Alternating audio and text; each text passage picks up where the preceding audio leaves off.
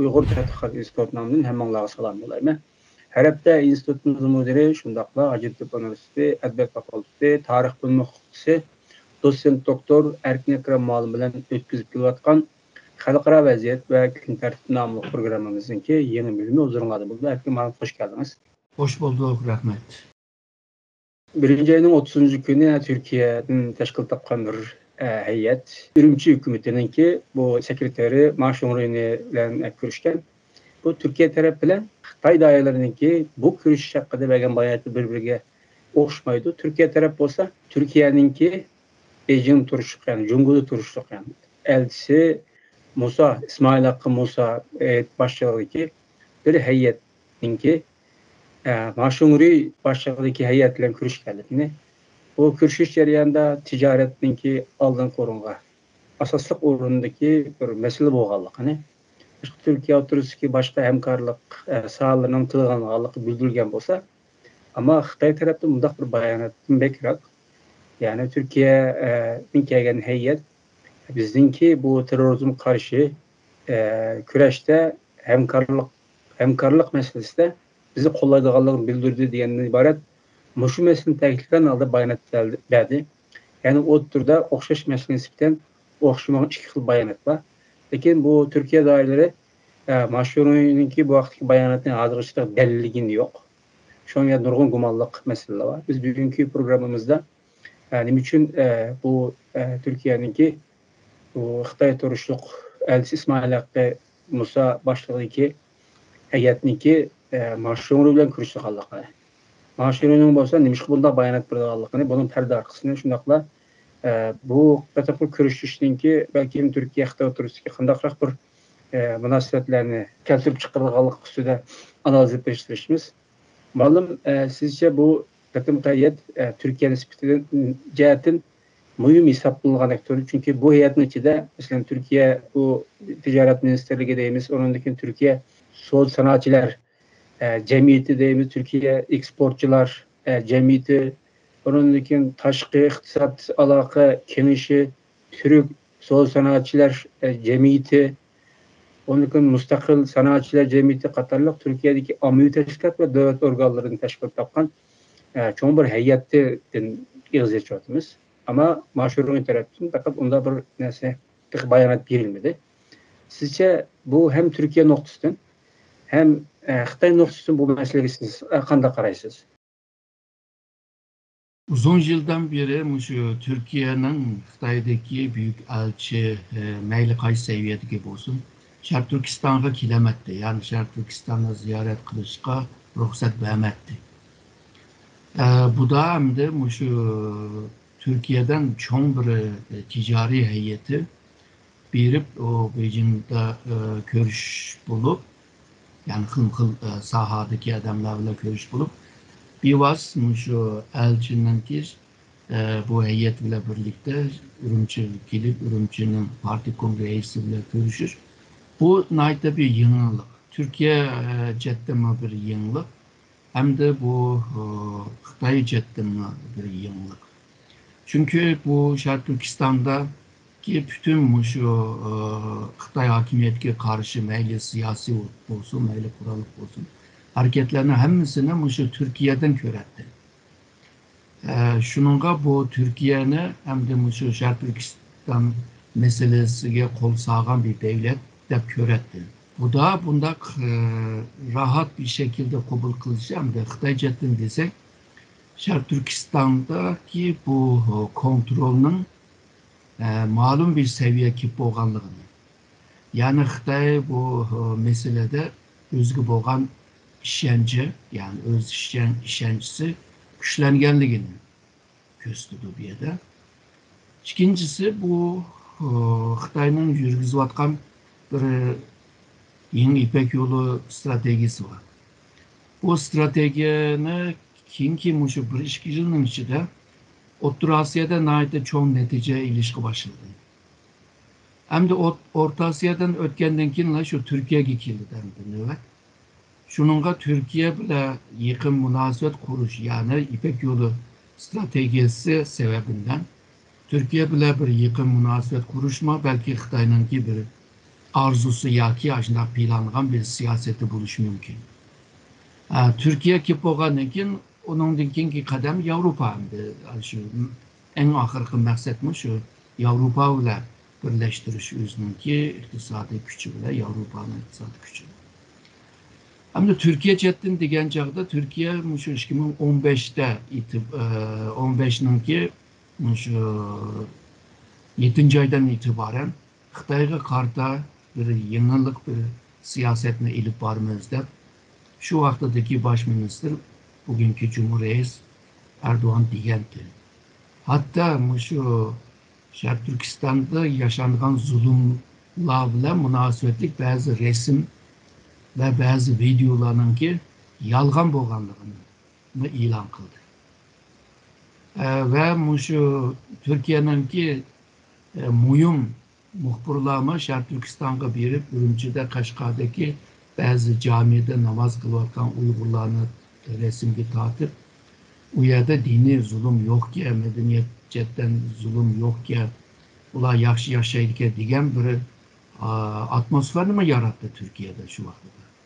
Yani Xitoy bilan yaqinlashishimiz, Xitoy bu şu Pakistan'a mancılık 45 milyar dolar meblag' saldı, İran'a 35 milyar saldı, hem de Türkiye'ye hiç bo'lmasa 30-40 milyar sala deydigan bir tushuncha vardı. Yani bir talep vardı değil mi?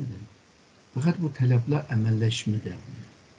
Çünkü Xitoy chetdan deganda en muhim mesele şu Uygur meselesi. Abey deganda Türkiye'den ko'rdi bunu. İkincisi bu Türkiye bilan ilib borgan siyosatda siyasi ishonchlik degan mesele hal bo'lgan emas. Eğer biz dikkat kılsak şu Türkiye-Xitoy münasebetinde bazı şu matbuatlarga çıkan haberler qaraydigan bo'lsak, daim birinci növbette iki devletin arasındaki siyasi ishonchlikni güçlendiriş. Demek ki güçlük emas degan. Yani birbirisiga bo'lgan bu ishonchlikninki aciz bo'lishi ve Türkiye'ninki muqimlashgan bir tashqi siyosetni mi ko'rmadi. Çünkü birden bu NATO bilan yaqin turib Rusya bilan yaqinlashish, ondan keyin g'arbga qarab minayotgan bir yo'lni qaytib boshqa bir yo'lga minish degandek bu xil siyaset o'zgarishdimi, yani diplomasiya o'zgarishdimi Xitoyni biraz gumon holiga ekib qo'ydi.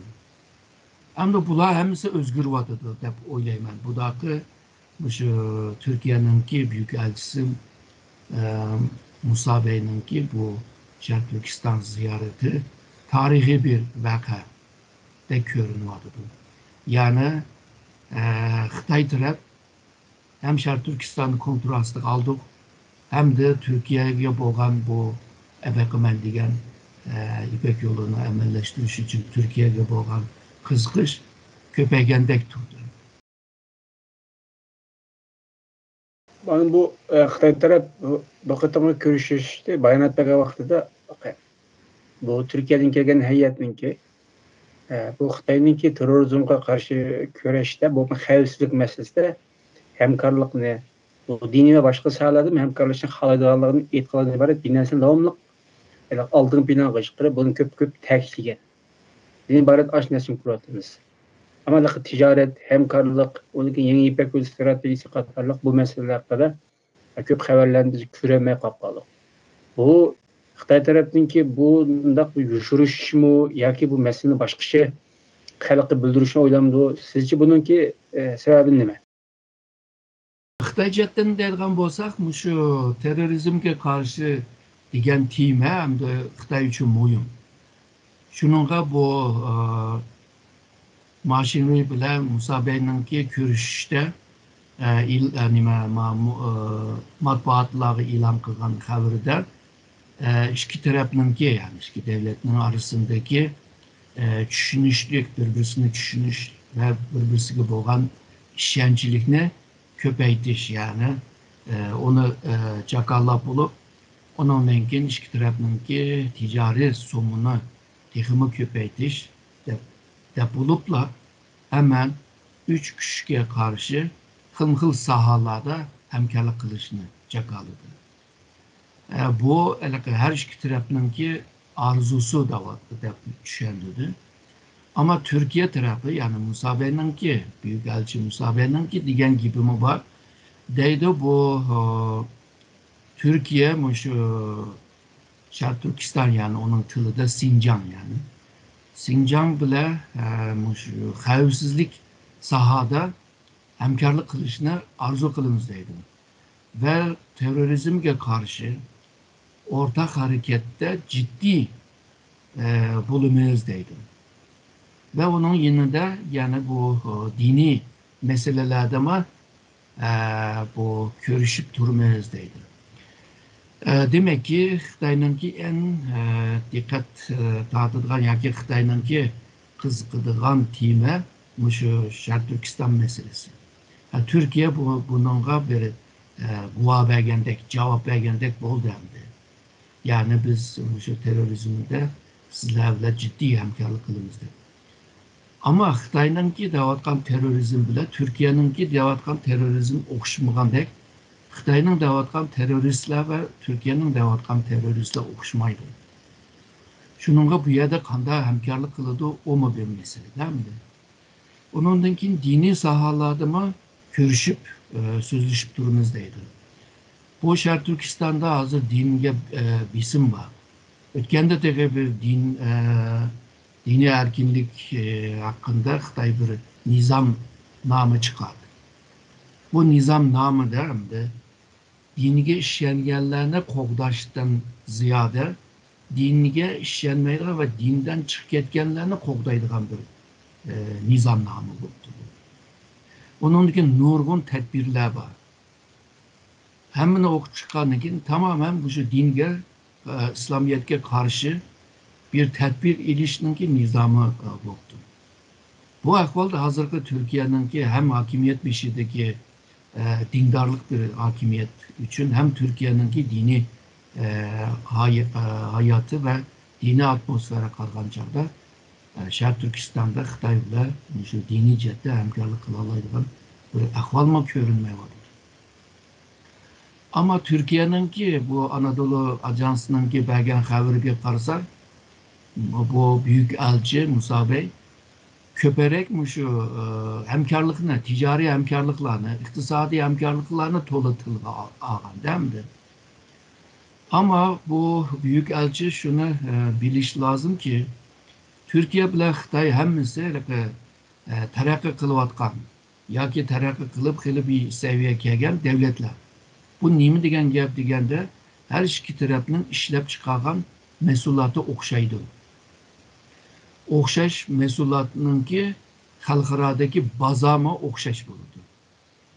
Ondakta bu iki devlet rekabet işçiler. Yani işlep çıkargan mesulat. Bu Büyükelçi Musa Bey'deydi. Kinki şu 40 yıldan beri iki devletin arasındaki ticari somuma %40 köpeydeydi. Ama ticari somu yani Suudi'ninki somu yükselgen bile ki bu buldu şu 48 milyar dolarga çıktı değil mi?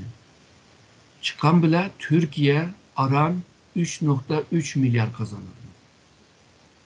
Kalan şu 42 milyar dolarını Xitay kazanır. Bu 42 milyar dolar Türkiye'nin taşkı soda yani import export'un arasındaki farkının %40'ını teşkil ediyor. Yani Türkiye'ninki taşkı sodanınki kazınınki %40'ı Xitay bile buluyordu. Şununla bir yerde cakalaydıgan nerse Xitay bile boğan bu ticaretinki tamponsuzluğuna tüzeşendi. 1985'ten itibaren iki tarafın ticari sumu aslında Türkiye'ninki zihniga başlayan. O vakti de bir kança milyon dolarlık ticareti vardı. Ama somu ösken sıra o rakam çoğaydı ama Türkiye'nin zihni bağan sıra çoğaydı. Mesela 1 milyar ziyan, 2 milyar ziyan o başka bir mesele ama Türkiye'ninki taşkı savdodaki taşkı ticaretninki hazının %40'ını teşkil kılgan bolsa, bu bir çoğun bir meselemdi. Bunu mu tüzütüş lazımdı? Bununla cık tılgı almaptı. Yalğızla nurgun sahalarda hemkarlık kılalaydıkemiz Türkiye mi şu sahalarda yaxşı değil ama Xitay mı aşında yaxşı değil. Türkiye'deydi biz Avrupa Birliği'nin şu ticari birliğininki azası şununla Türkiye arkalı Avrupa'ya bir vasıta ticaret bile bağlılığı olduğu değil. Büyükelçi. Ama Xitay hazır Avrupa bile aşı poyuzlap minvatı da hazır. Yani Türkiye bomması mı Xitay Avrupa bile toşak ticaretini kılvadıdı. Poyuz katnavadıdı, perhut kime katnavadıdı. Yani Türkiye Xitay bile boğan bu münasebetlerden ne karşı noktasından hareket kılamayvatkan görünüyor. Belki şu matbaatla çıkan haber maşındaktı. İçki cette, yerlerde başka nime dediğimi bilmeyimiz hem de.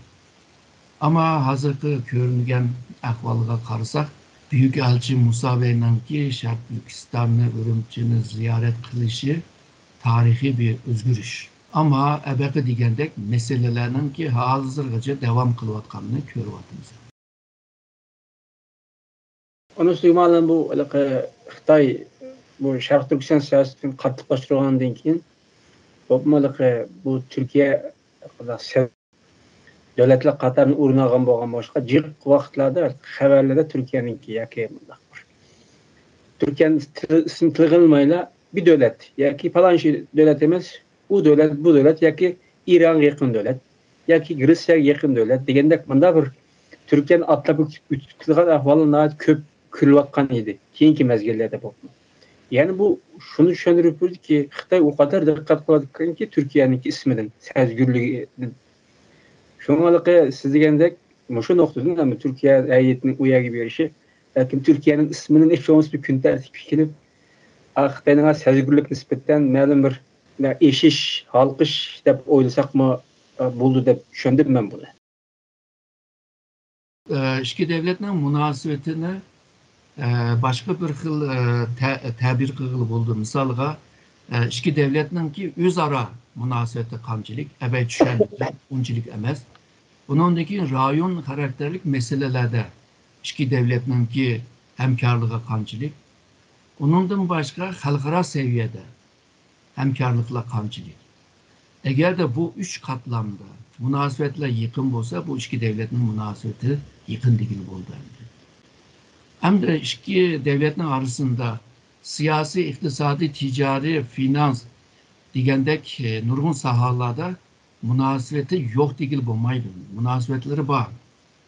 Xitay yıkınkı bir yıldan beri Türkiye'ye boluşuğa maşinisini ekilip situatı da elektrik maşinlerini. Türkiye bu özüme elektrik maşinini işlep çıkargan Xitay'a takabül turuş için Xitay'ın maşinisiga %40 baj koydu.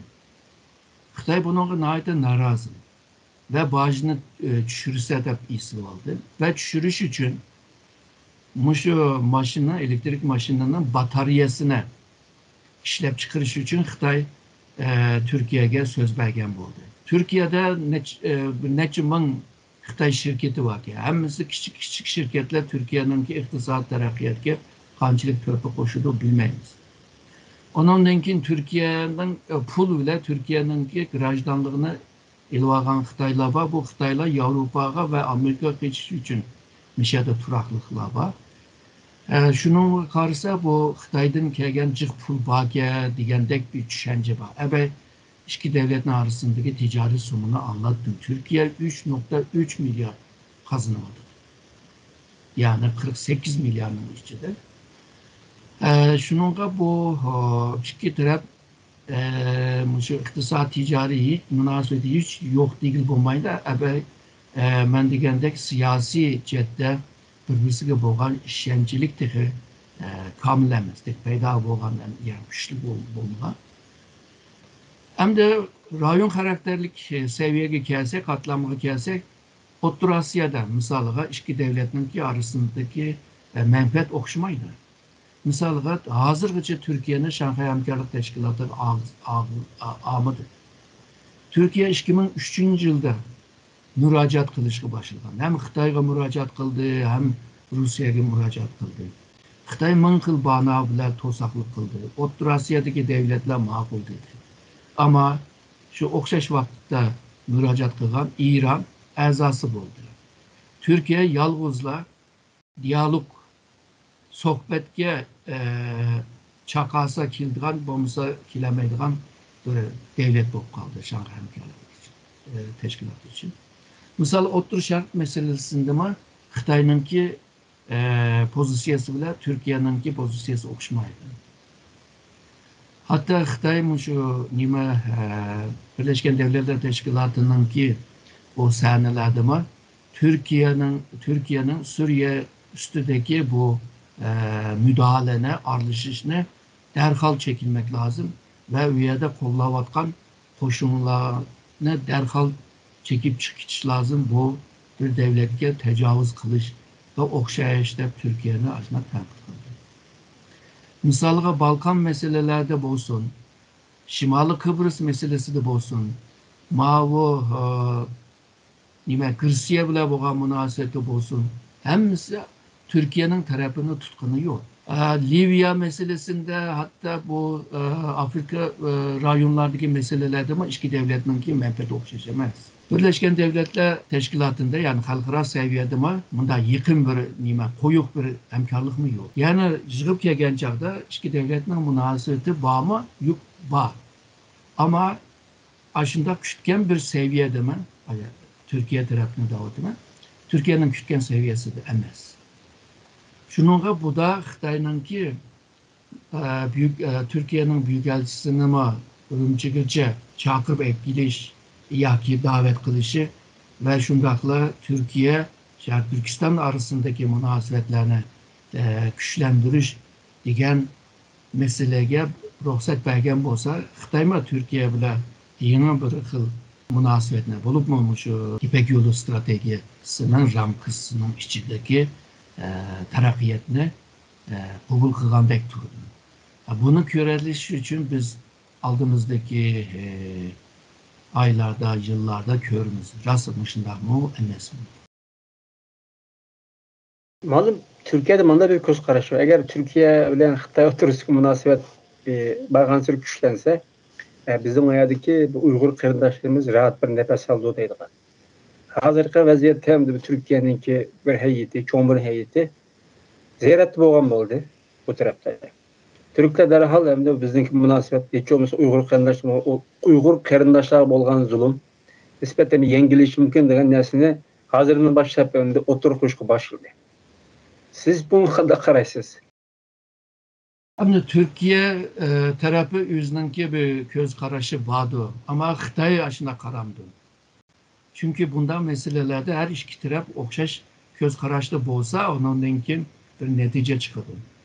Misalga 2015'te Xitay reisi Xi Jinping şu Antalya'daki G20 degan yig'inga katılış için geldi ama Türkiye'ni resmi ziyaret kılmadı. Ama Erdoğan baş minister şu Xi Jinping'e davet kılmadı bir vas Beijing'e vardı. Ondan kim bu yeni İpek Yolu stratejisiyle münasebetlik yig'inga katnaştı ve Xi Jinping Erdoğan'ın yeni ilk durup resimlerini düştü. Xi Jinping'in Türkiye'ni resmi bir ziyaret kısmında pek halgandı. Ve onun ki 2016'da Xitay'da G20 içildi. Erdoğan yeni bağdı. Bağdı geldi kılıp nece bir geldi. Ama Xi Jinping Türkiye'ni ziyaret kılmadı. Aşı vakti mı eğer de Türkiye-Xitay münasebeti yıkınlaşsa Xitay mı Uygurlarga bo'lgan bisim azıydı deb degan aşı vakti. Ama eksice Şarkı Türkistan'da lagerlerge solab Uygur halkınınki hayatta köygen şimdi seydimi öte böyle en çok zulümünü köydü. Şununla bu Türkiye anda düşünüp algan bile Xitayni. Xitay başkaça düşündü. Misalga değil, tarihten beri meyli Hunlarga karşı, Uygurlarga karşı, Köktürklerge karşı işletken bir taktik var. Naydı addi bir taktik. Yani jirakdakilerle dost bol, yakındakine ursan buludu dep. Yani Cavcini bilmeyi. Yani Türkiye bilen münasebetine yakın kıtırıp Uygurlarına ur dep Xitay anda düşengen mümkün hem de. Bilmeyimiz hem de işçideki siyasetini. Bundan kim bu nimeler başlap ketdi? Jukumluk kesel, Wuhan virüsü başlap ketdi. Türkiye Xitaydan şu okul alımız dep, vaksin alımız dep kıp ketdi ve Xitay'nınki vaksinini %90 tesirlik yerde Türkiye'den aşırı yapılanma dep ketdi. Keyin qaradık bu %36 yani tesir gücü. Ama Türkiye aşında Xitay'ını pek düşünmey turup Xitay'a pek kıldıgan bir yıkımlık var.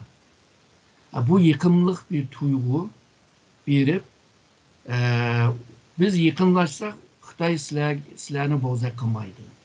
Çünkü yüzümüzge karaydı, yüzümüzünü kılıdı. Ama onda bolmaganlığına ben misal verdim. Yani köp misal belge buldu. Şununla bu halkara münasebetlerde, diplomasi münasebetlerde men manda düşünüyorduma menin menfetim manda, menin nişanım manda ama karşı taraf nimedeydi degenimi biliş lazım. Yani karşı tarafınkini bilsem, üzerine bilsem, sünzününki gibi öyle 100 kıtım uruşlu cangı kırsan 100 kıtım kazanırsa degen yaparım. Üzerine bilip, hakını bilmesen bu %50 canını kazanırsa, üzerine bilmeyi, hakını bilmesen nöl değil. Hemsini futur etse değil. Şununla Xitay'nınki məqsədini, niyetini ve erişmekçi boğan nişanlarını bilip durup onundan ki Xitay bilen münasebet ilip basa texima önümlük boludu dep oylayım. Hanım sizce bu kadar görüşte belki bizimki bu meselemiz tılgı eğlenilgan mı ya eğlenilgan mı? Bu bir ikincisi eğer eğlenilgan bolsa değil perez kılıp devat ben.